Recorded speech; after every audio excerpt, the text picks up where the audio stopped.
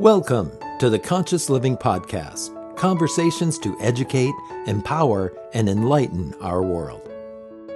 An uplifting and inspiring series of conversations and talks with your host, Jackie Woodside. We are educating minds, empowering lives, and enlightening souls to create a world where love prevails. In this engaging podcast, we deliver exciting, positive, transformative talks and teachings designed to elevate your life. Now, let's join our host, Jackie Woodside, for this week's session. Hello there, Jackie Woodside here, founder and host of the Conscious Living Podcast, where we seek to educate, empower, and enlighten our world. Thank you so much for being with us, being one of those people that cares about living in a conscious world, that cares about living a conscious life, living your life more consciously. You are my people. So thank you for your constant interest and dedication to this podcast.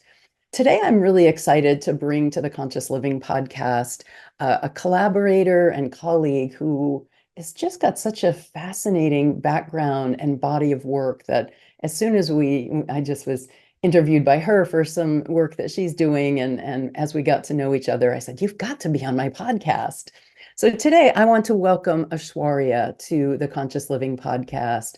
Aiswarya lives in the UK. She's a British woman who does healing work with entrepreneurs and business owners to help them recognize and empower their own voice, their own message as part of their business process and to help with their business success.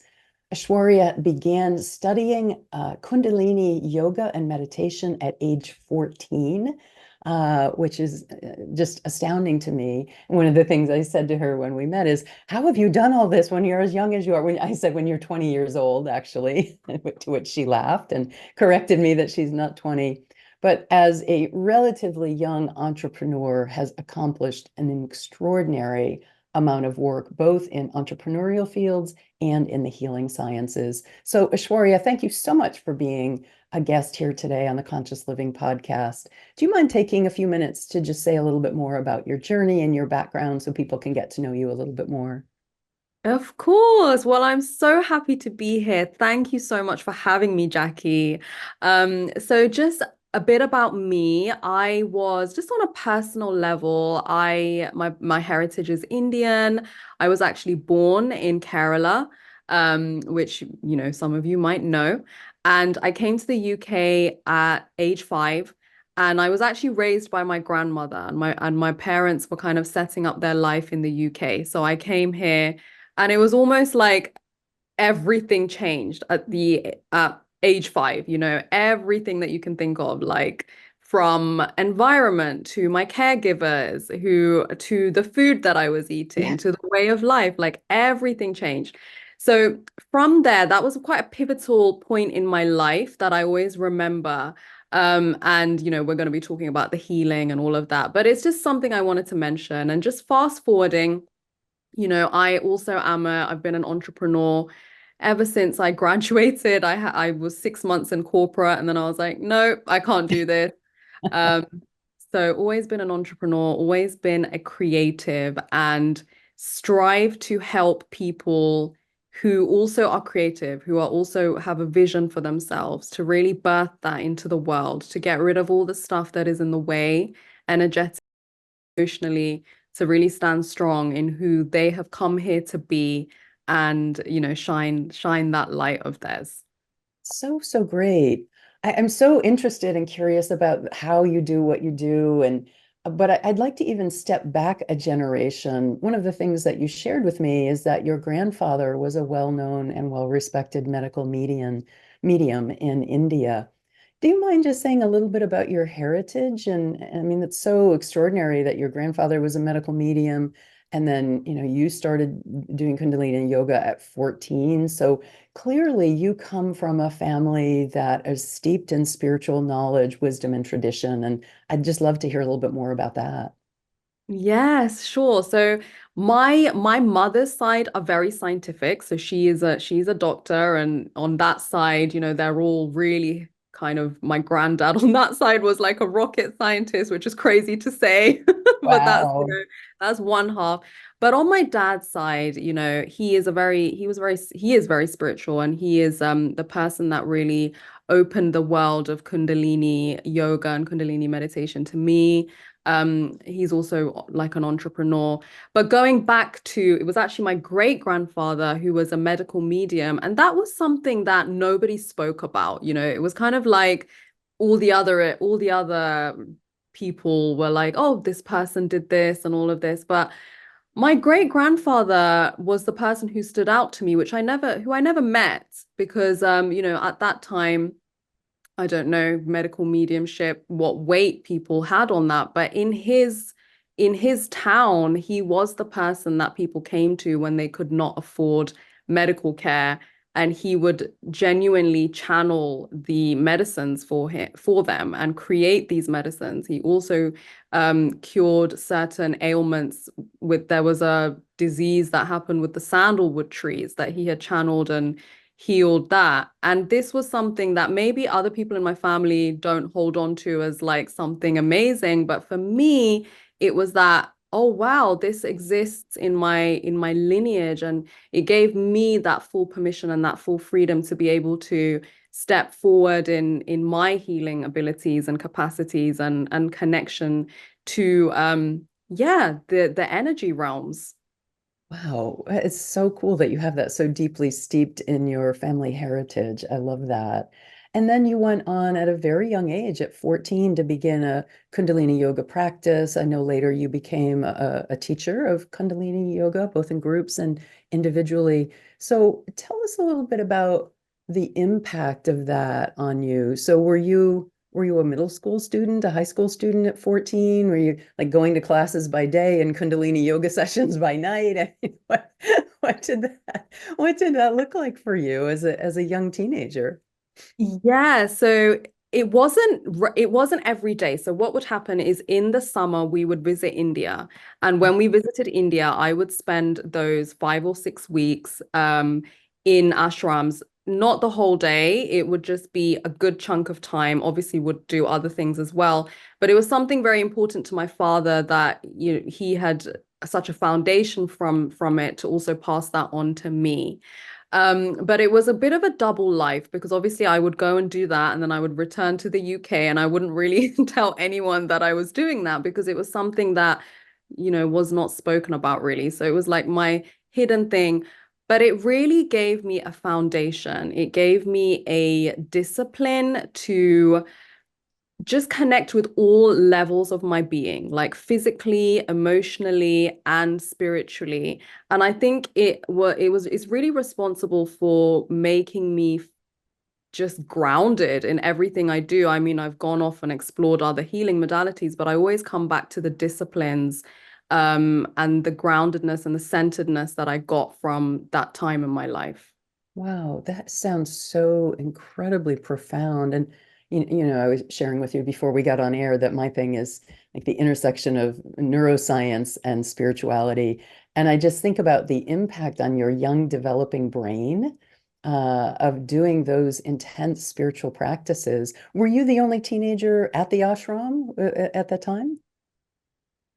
No. So ashrams in India are very interesting because it's like everyone is there. There's not any Okay. kind of segregation. It's like we all just, older people, younger people. So I don't think I was the only one, but it wasn't a class full of teenagers, no. Yeah, yeah, yeah. So not a ton of teenagers there doing that. I don't know. I just think about, and you have just such a grounded presence. I love our conversations and being with you, and I just think that you really kind of won the neurological lottery, both from your family heritage and the lineage, so your genetics, but then also the cultural influence of spending your summers in India at an ashram. What an extraordinary piece of life experience. So let's talk a little bit now about your work. I know one of the things that you like to do is host events. So let's just talk about that a little bit. You've got an event coming up just this coming week in May 2024, for those of you who are listening to this later, but for those of you who are listening to it live or a couple days later, in May, which is 21st or 24th, you're starting the Finally Feel Free online summit. So say a little bit about that, and then we'll move more into your work. Of course. Thank you for asking. So the event, Finally Feel Free, is starting May the 25th. And for people who are listening to it later, there will be another one after that, because it's something I'm really dedicated to. And I call it, even though it is an event, I do label it as a virtual retreat because it's Oh, 25 days of just switching off wow. from the world and coming together in this sacred container with, over 50 experts, including you, Jackie, which our conversation was phenomenal. And it's just the time for people to, stop their routine, stop what they're doing, spend this time for the 25 days, set an intention of what they would like to see in their life, shift and transform or change, and then have that support of a community for 25 days completely for free.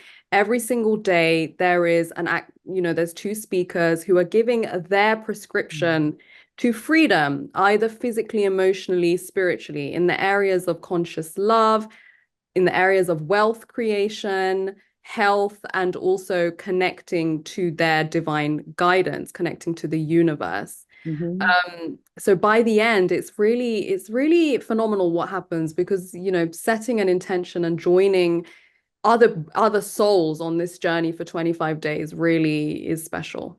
That's so wonderful. Thank you for doing this. 24 days is long, and 50 experts is a lot. So as someone who also creates online events, summits, conferences, online conferences, I really admire your commitment to that. So finally feel free summit. And where can people sign up for it, just for those who are listening to it before?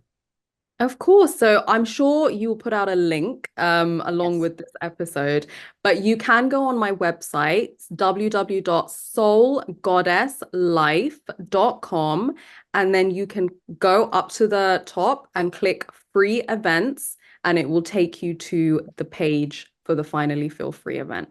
So great. Yeah, we will definitely put the link here. All right, let's shift gears a little bit and talk about the work that you do. One of the things that interested me is that you were talking about how you help people overcome ancient persecution and to finally find their voice and get paid for it, to bring forth their spiritual gift, what I call being their God self on earth is how the nomenclature I use for that. So, what do you mean about ancient persecution? First of all, that certainly gets my attention. And then tell me a little bit about how you help people find freedom from that. I would love to. So I my throat chakra, being a creative, being someone who's expressive, someone who is using my divine gifts in the world to create abundance, I trace that to the throat chakra because the throat chakra is your truth, what you have come here to be. And if you just even look at the anatomy of the throat, Jackie, like this is the only place in our bodies that we can actually just, lose our life if somebody just goes for Yes. that area. Yeah. So it is actually on so many different levels, on emotionally, physically, energetically, for us to speak our truth, for us to express ourselves, how we really want, because everybody has an inclination of who they really are. Everyone has an inclination of what they're really here to do. Because when we were children, we were so free. We were so free in playing, we expressing, saying what we want. And then we get trained out of that when really it should have been refined, but we actually get trained out of true expression. So I believe that everyone, if they are resonate with me and my work, then they have a gift, they have a healing modality, they have a different kind of trailblazing quality that they're here to bring into the world. But they are stopped by the ancient wound of persecution that we have carried in through many generations in on earth, because as healers or as creatives, if you look throughout history, it has not always gone down well. Furthermore, being a woman and bringing that essence to the table also has not gone down well. So we carry that energy. It's almost, and it feels like we want to do something, but then we feel a lump in our throat or there's something pulling us back. We want to create something, but then we think, can we really create that? So I really help people just hone into their super niche, cut out the noise of the world or what you think you should be doing or what the next person's doing. Tune back into your heart, your soul. What do you feel you're here to do? Whether that be creating a healing modality or something brand new, or taking something that you've experienced and putting your spin on it, and really working through all the energy layers of, I'm not good enough, can I do this? And even that real wound of ancient persecution, feeling like you're really going to be put on the stake for expressing this. Yeah. Working through that, and then also bringing in the strategy piece of how to create that and how to get clients. But the main thing is working through all of this stuff that we are carrying in our system. Wow. And can you say a little bit more, or even I'm curious, demonstrate a little bit of what it is that you're, just let's go from concept to actual practice. I'd be happy to do it with you I mean, I don't know if it's like, well, Jackie, it's a 3-day thing, and you can't just do a 5-minute demo, but which is fine. But can you be a little more like practical? So what does it actually look like? And if you want a demo on me, I'm game. Yeah, I think I would like to probably do more of a reflective exercise, Okay. just in regards to your throat chakra. Okay. So I want everyone listening to just think of a time. So we can even, just get into a really comfortable state and just drop into our bodies.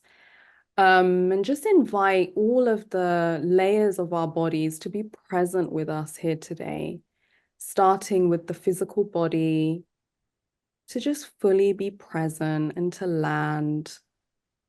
And we can also ask the emotional body to fully come through. And also the energetic, the soul, the higher self to be fully with us today. And I want you to just bring into your awareness a time where you felt a little bit blocked in your throat. It might have been when you were giving a presentation. It might have been when at a time of conflict with a loved one. It might have even been when you were just, everything was fine and you were talking. And just bring in that sensation, just give that sensation full permission to express itself in your throat. And we just want to track where exactly you're feeling it. And sometimes it can be in the throat, but it can also show up in other parts of your body. So we're just going to allow this to show up first in the physical body by showing you where you feel that sensation. And then we're going to go one step deeper. And we're going to see what emotions come from that. Is it fear? Is it anger? What is the emotion that comes up along with that physical sensation of not being able to speak or not being able to express? And then we're going to go one step deeper into the energy layer. And we're going to give this emotion just a texture or a color or a shape. Or some people might even go one step further than that and see this energy as a being or something with life. And then from this space, just for today, we're going to just have the awareness that this is a physical sensation, an emotional sensation, and an energy sensation which can be reset. And since we don't have that long today, we can just send some healing light into this space. We can take a frequency, let's say the frequency of harmony. Just think about harmony and just bring that into this space to just soften and release. And then when you feel ready, you can all just come back into the room. Wow. Thank you for doing that. Can I share with you the experience that I just had? I would love for you to. I was just going to ask you. Thank you for doing that and doing it so spontaneously. We didn't talk about that ahead of time. It just came to me to ask that question while we were here together. So thank you for rolling with me and just being so spontaneous and gifted and a channel for that experience. So when you were asking those questions about a time that you weren't able to speak, I have for a long time, several years, maybe even longer, I don't know, I have a recurring dream of being in a dangerous situation and can't speak.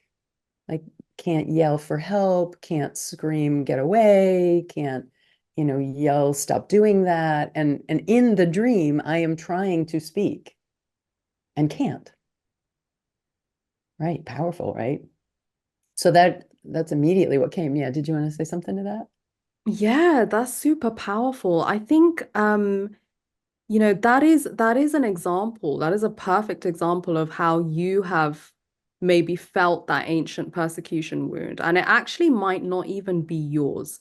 So it either comes from your life experience or it can come ancestral.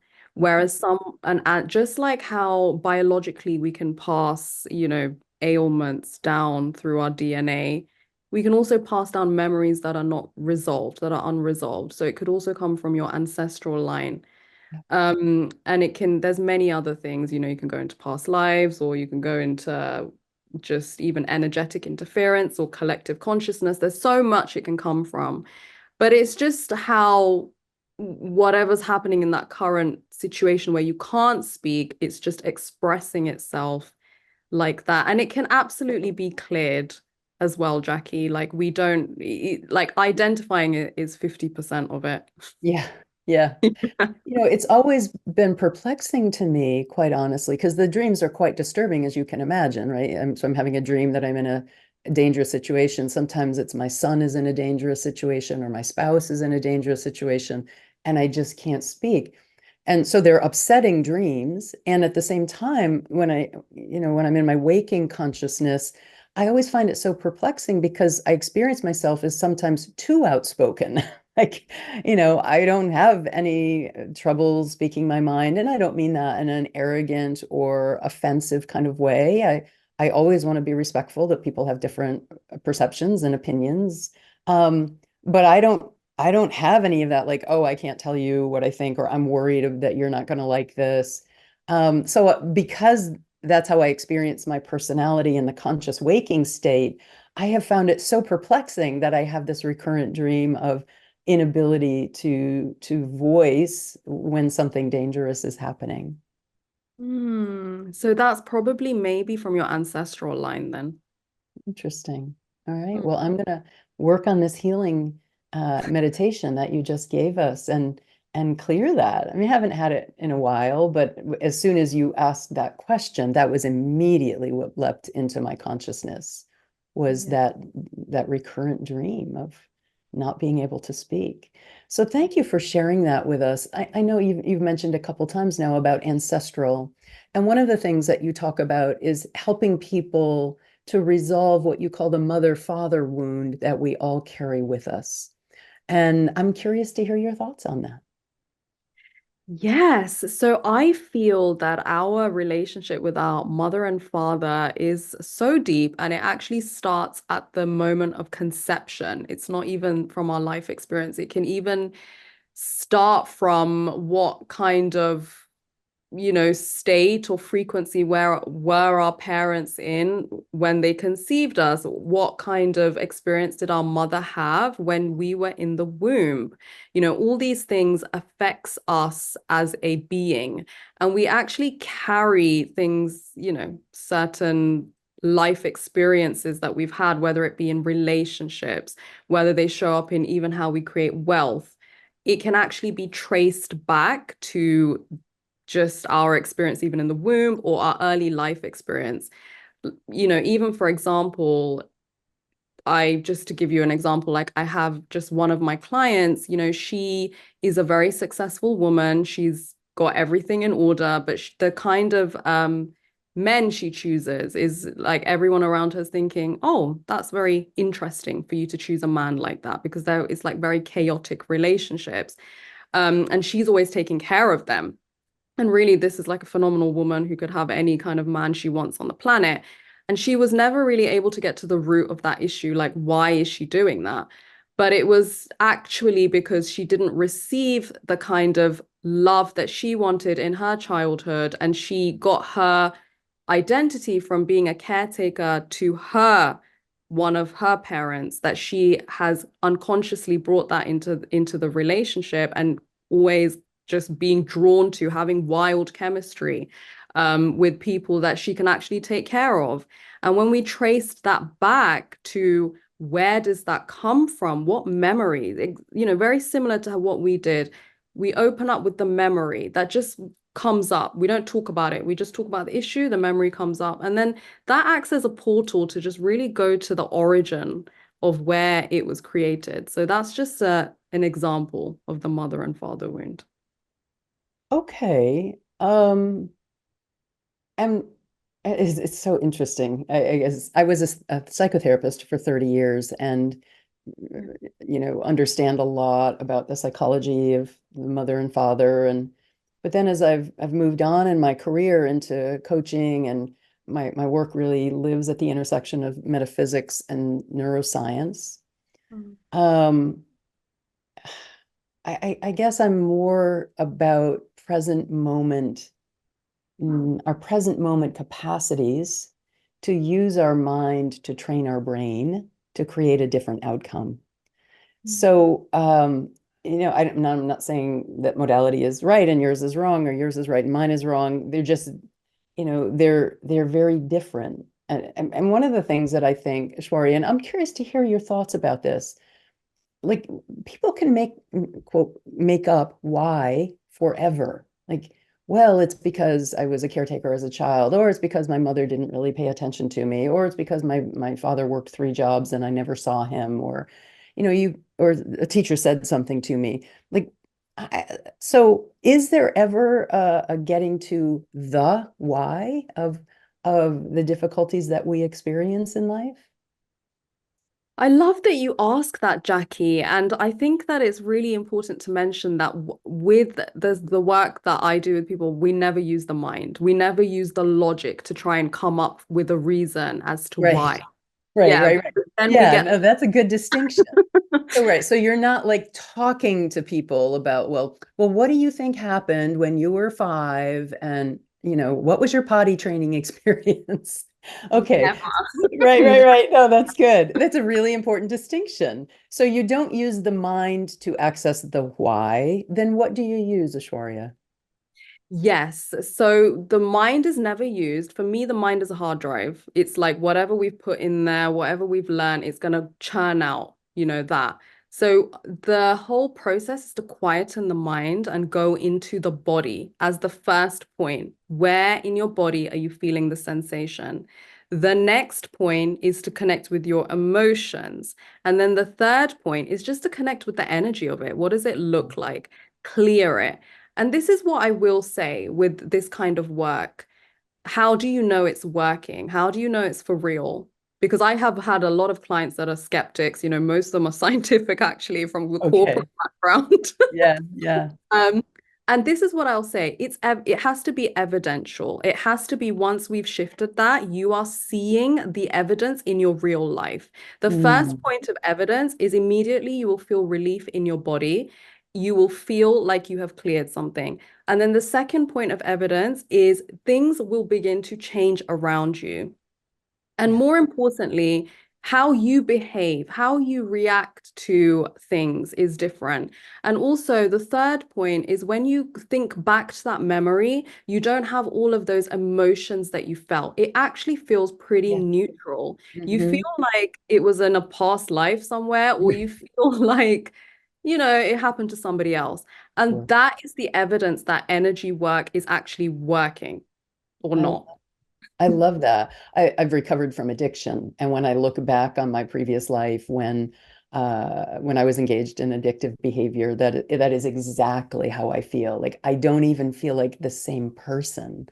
I can remember those experiences, but it feels so much like that's so not me.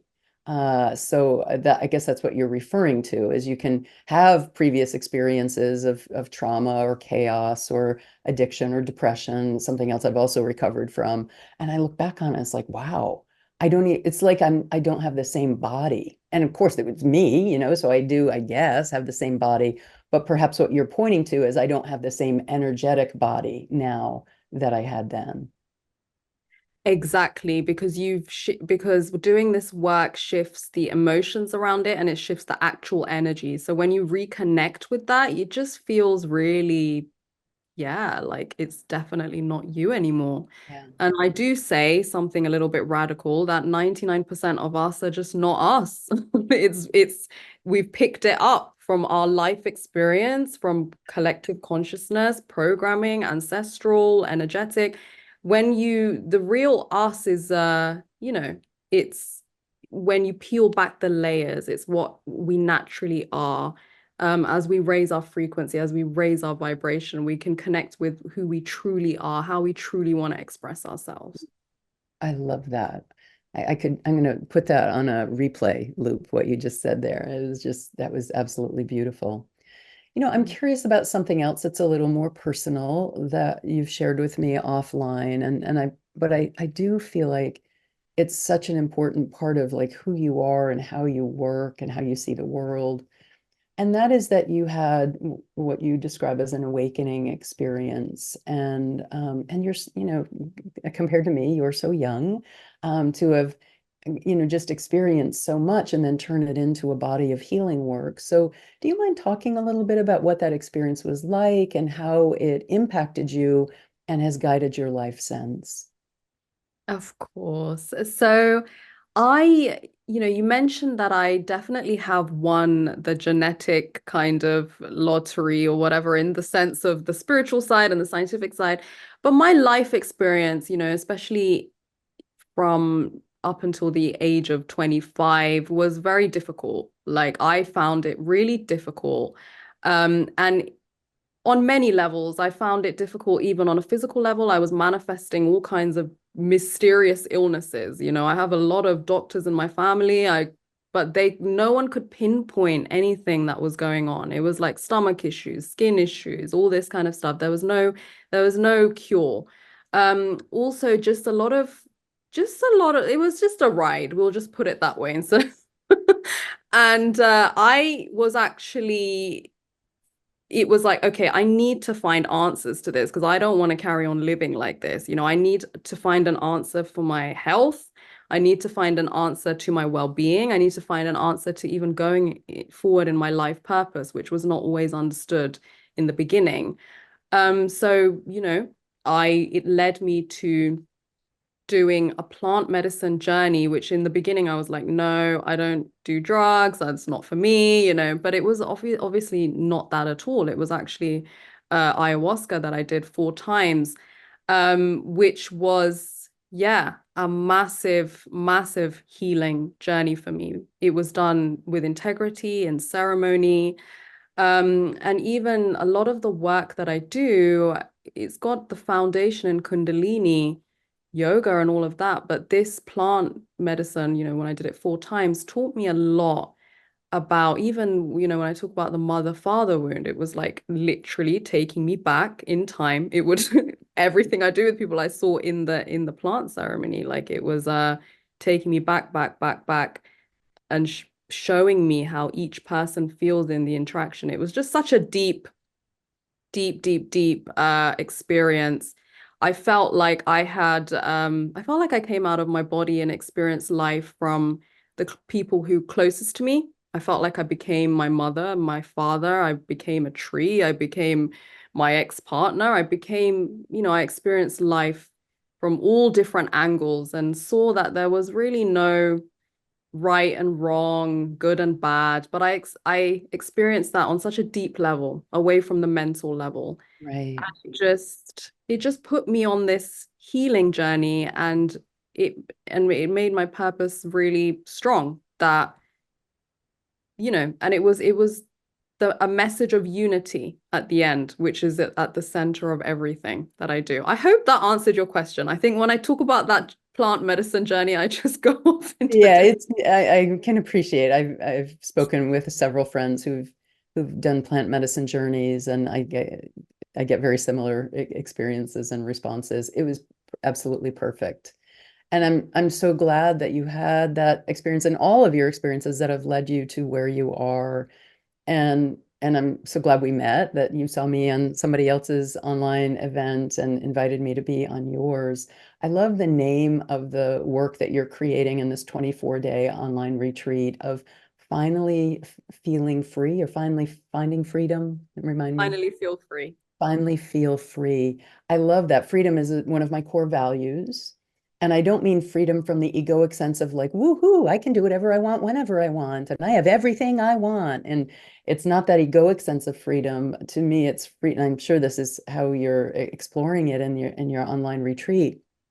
Freedom from the confinement of the ego, freedom from the confinement of the human condition, so that we can know ourselves for who we really are, to know ourselves truly and fully as the God self that we are. So I hope that people will join you and I for my little segment of it, but you for the 24 days of the online retreat. I'm really excited to be a part of that, and I look forward to future collaborations. Anything you want to close with today, Aiswarya? This has been just such a wonderful conversation and exploration into the work that you do and what you bring to the world. Anything you want to close with today?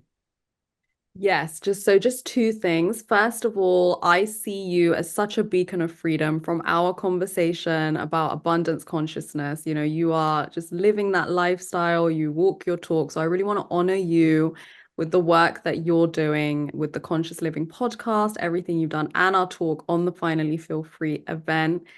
And I also just want to close with a message of, I know that there's a lot going on in the world, but I feel we're coming into a very exciting time of human consciousness. And this is the time that when we really dive into ourselves and we just shed the layers that are not us and just really connect with who we've come here to be, the kind of return on investment of that right now is huge, because we are going into such an exciting time for humanity. And I just want to leave on that note so everybody can just tune into whatever that means for them. Absolutely. I love that you went there, and that to me is really what my commitment is all about, that we are going through some extraordinary times, and it's because we were chosen to be here as torchbearers and front runners of a conscious movement to help us get through these tumultuous times. So thank you for bringing that to us and for closing with that today. I so appreciate it. And thank you for being my colleague, my friend, my guest on the Conscious Living podcast. Thank you so much, Jackie.